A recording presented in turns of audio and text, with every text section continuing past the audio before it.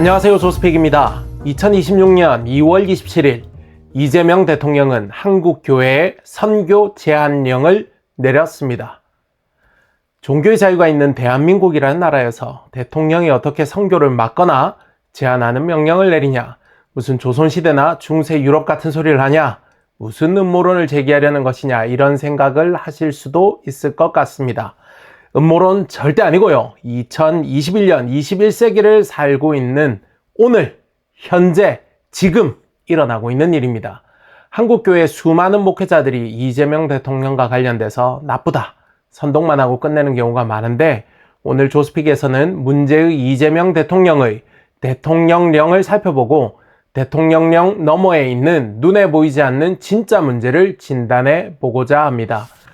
이재명 대통령은 2026년 2월 24일 제6회 국무회의를 거쳐 같은 달 27일 한국교회 선교에 치명적으로 작용할 두 건의 대통령령을 공포합니다. 이 두 법안은 시행유예 없이 2월 27일 공포와 동시에 즉시 시행되어 그 효력이 발생하기 시작했습니다. 개정된 문제의 두 대통령령은 상속세 및 증여세법 시행령 제12조 제1호와 법인세법 제39조 제1항 제1호 마목입니다. 조금 의아하시죠? 상증세법으로 흔히 불리는 상속세 및 증여세법과 법인세법을 개정하는데 왜 한국교회의 선교가 제한이 될까? 이렇게 생각하실 수 있습니다. 세부 내용을 살펴보도록 하겠습니다. 먼저 상증세법 시행령 제12조 제1호 개정 내용입니다.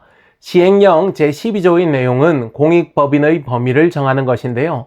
교회나 기타 종교와 관련해서는 1호만 살펴보면 되는데, 개정 이전 시행령에는 종교의 보급, 기타 교화에 현저히 기여하는 사업이라고 규정되어 있습니다.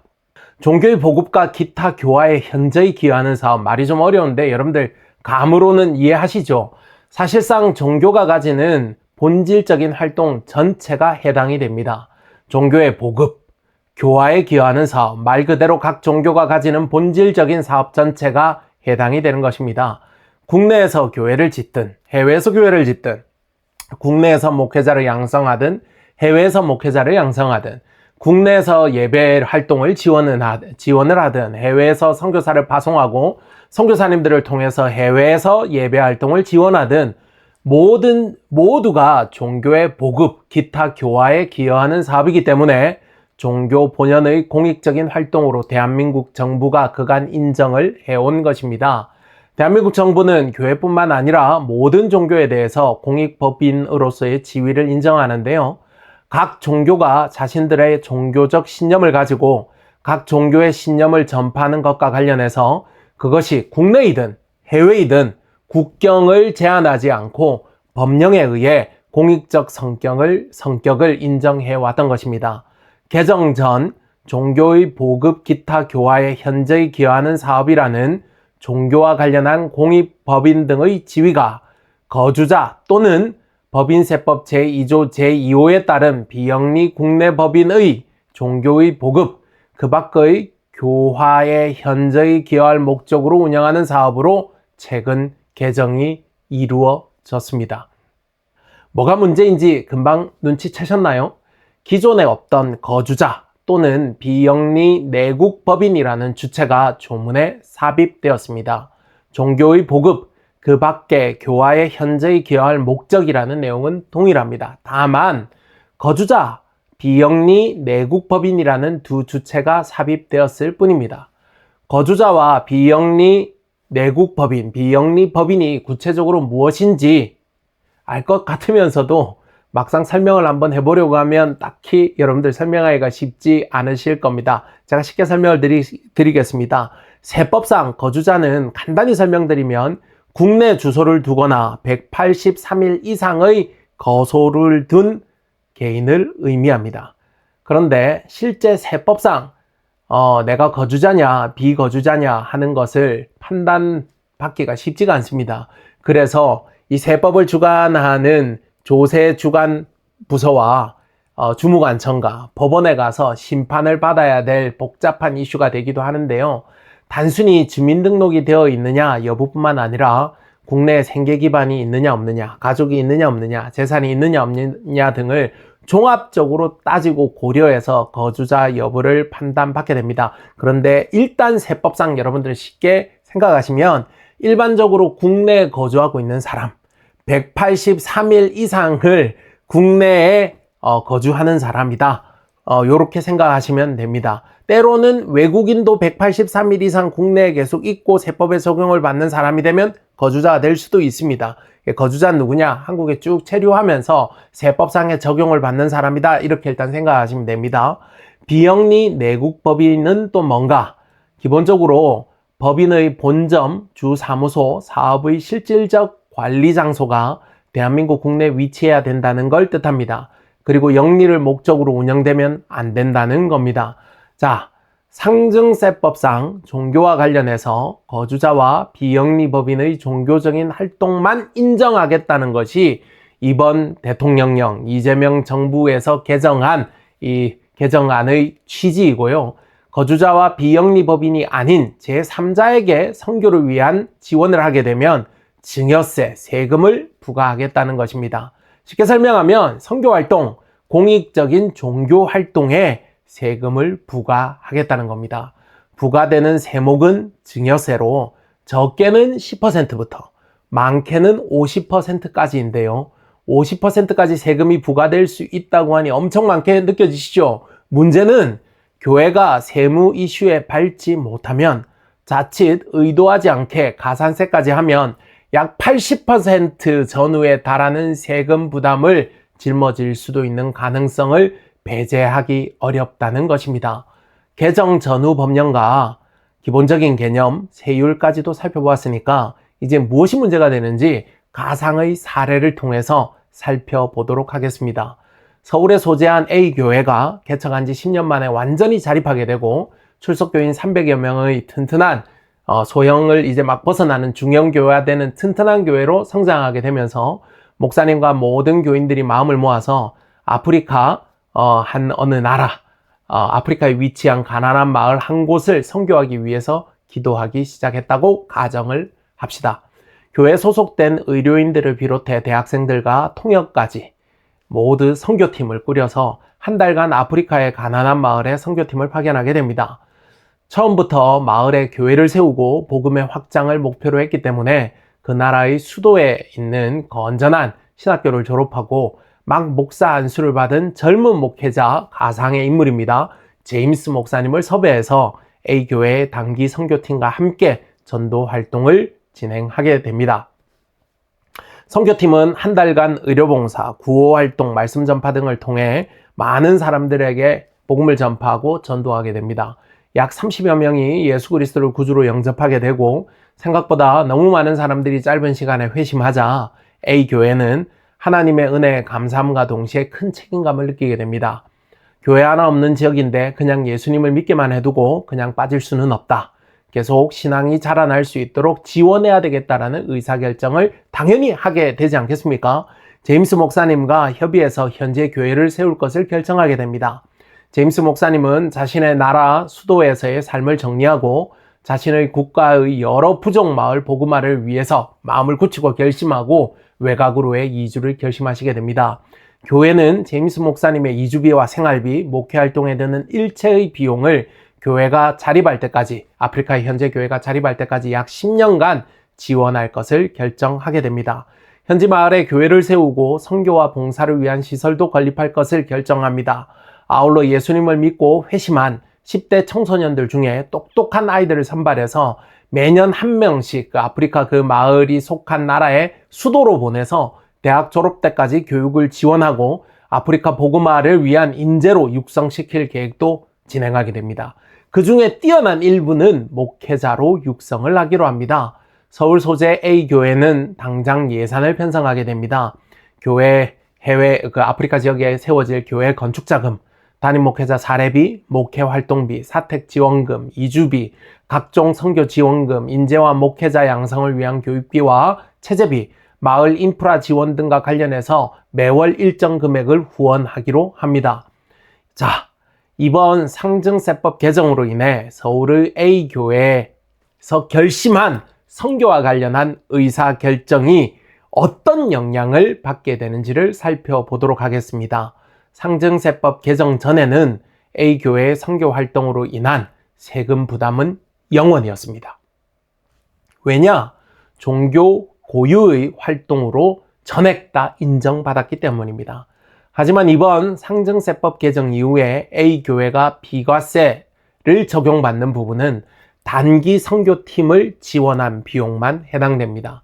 나머지 현지 교회 건축, 선교시설 지원, 마을 인프라 지원, 현지 목회자 양성 비용, 현지 인재 양성을 위해서 지원한 비용, 담임 목회자 사례비, 사택 지원비, 목회 활동비 이르는 모든 일체 비용은 지원 금액에 따라 최소 10%에서 50%까지 증여세를 교회가 부담해야 됩니다.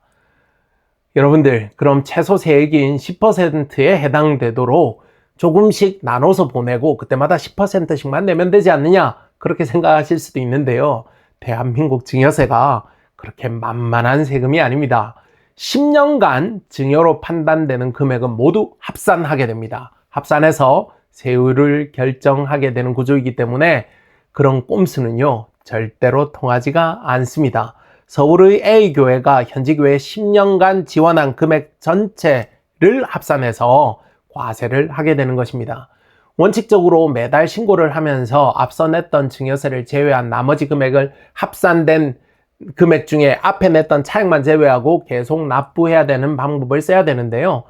이걸 10년간 그렇게 할 수가 없지 않습니까? 그렇기 때문에 현업에서는 10년간 지원할 금액을 한 번에 모두 신고하는 유기정기금 평가를 받는 방법을 사용하게 되는데요.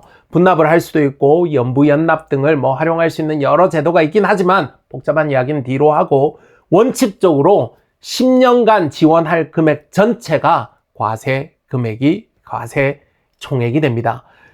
교회의 선교의 중요한 목표 중에 하나가 무엇입니까? 세계 각국에 있는 한국 사람들, 교포들, 주재원들 대상으로 목회하는 겁니까? 많은 대형 교회들이 그런 목회하지 않습니까? 저는 진짜 얼바인 이런 데 출장 가거나 제가 일이 있어서 가게 될 때마다 한국의 유명 교회 간판 십자가들 걸려 있는 거 보면 진짜 속상한데요. 그 큰 대형 교회가 진출할 때마다 지역에 있었던 건실했던 교회들이 폭삭 주저앉는 그런 목회 할 겁니까? 그런 건 저는 선교가 아니라고 생각합니다. 궁극적인 선교의 목표 중 하나가 뭡니까?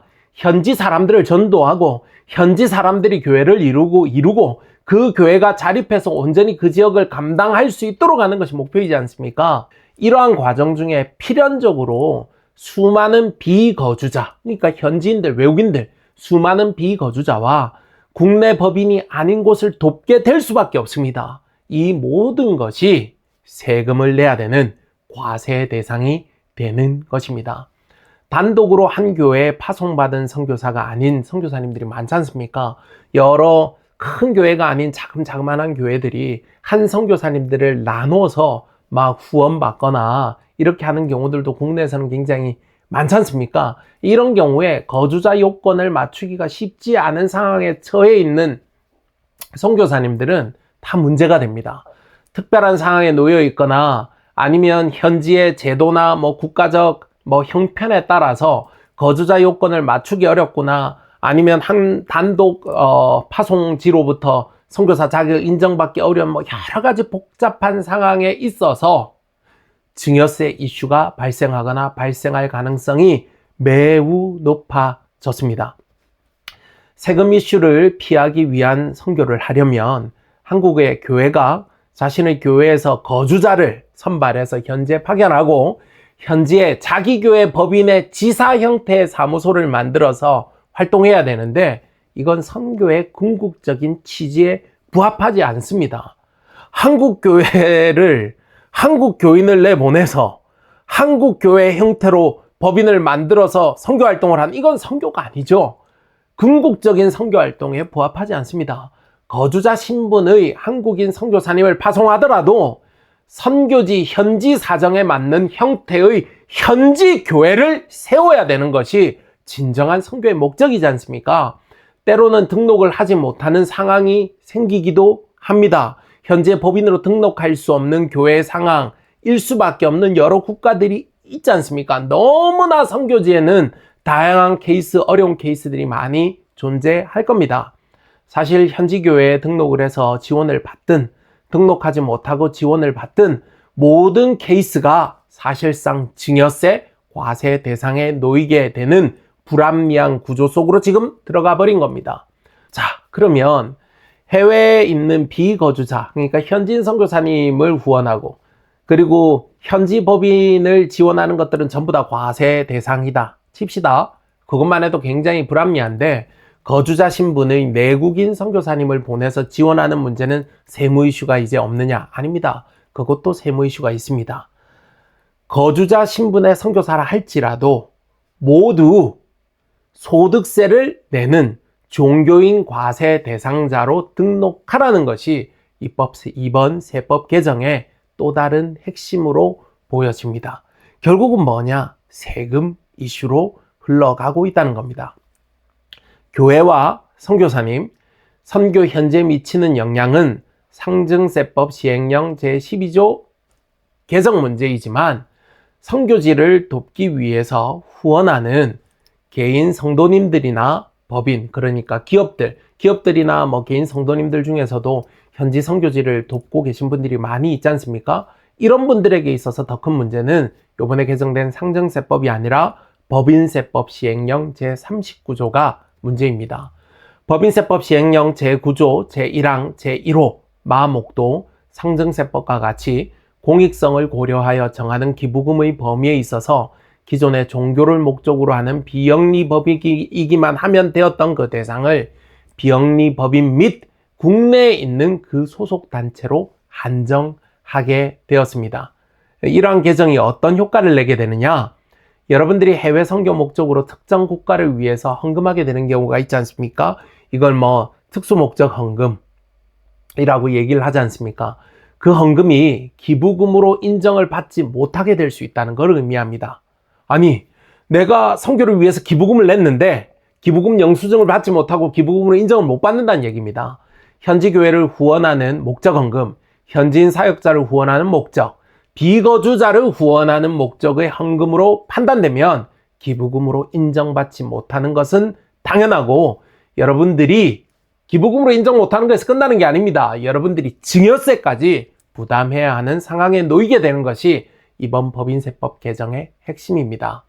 내가 나의 종교적 신념에 따라 하나님 나라의 확장이라는 공공의 선을 위한 선교 목적 헌금을 했는데 그 헌금이 기부금으로 인정도 못 받을 뿐더러 그 기부금에 대한 증여세까지 부담해야 된다는 것입니다. 또 다른 큰 문제는 선교 현장, 그러니까 해외에 있는 현지 교회나 현지 선교 법인에게 한국에 있는 개인이나 기업, 교회가 지원을 함에 있어서 상증세법 제4조 2, 제6항에 따라 연대 납부 의무가 부과될 수 있습니다. 이 말이 무슨 말인고 하니, 현재 보낸 이 헌금 금액, 지원 금액에 따라서 개인이 보내면 개인, 기업이 보내면 기업, 교회가 보내면 교회가 증여세 납부 의무가 지어진다는 겁니다. 지원은 현지 법인이 받았는데 현지 법인이 한국 과세 당국에 세금을 낼 수 없으니까 돈을 준 사람이 세금을 납부해야 될 의무를 지게 되는 의무가 생기게 된다는 겁니다. 믿겨지지 않으시겠지만 이번 상증세법과 법인세법 시행령 개정으로 인한 이러한 변화는 명백한 사실입니다. 앞으로 어떤 형태로든 선교와 관련해서 교회와 개인에게 부담이 커질 수밖에 없습니다. 교회는 거주자 판단이 될 것인지 아닌지에 대한 이제 법률적인 고민을 해야 되고, 선교사 후원금을 종교인 소득으로 신고할 것인지 말 것인지에 대한 고민을 또 해야 되고, 이런 문제들과 각종 경비와 비과세 항목 추가를 위해서 교회 내지는 교단의 정관을 개정을 해야 되고, 세무당국과 이제 기싸움을 해야 됩니다. 합법과 편법 사이에서 또 줄타기를 해야 되는 불필요한 소모적인 업무를 해야 됩니다. 당장 법은 이미 시행이 되었습니다. 법을 시행해 놓고 종교계의 가이드라인은 전혀 제공이 되지 않았습니다.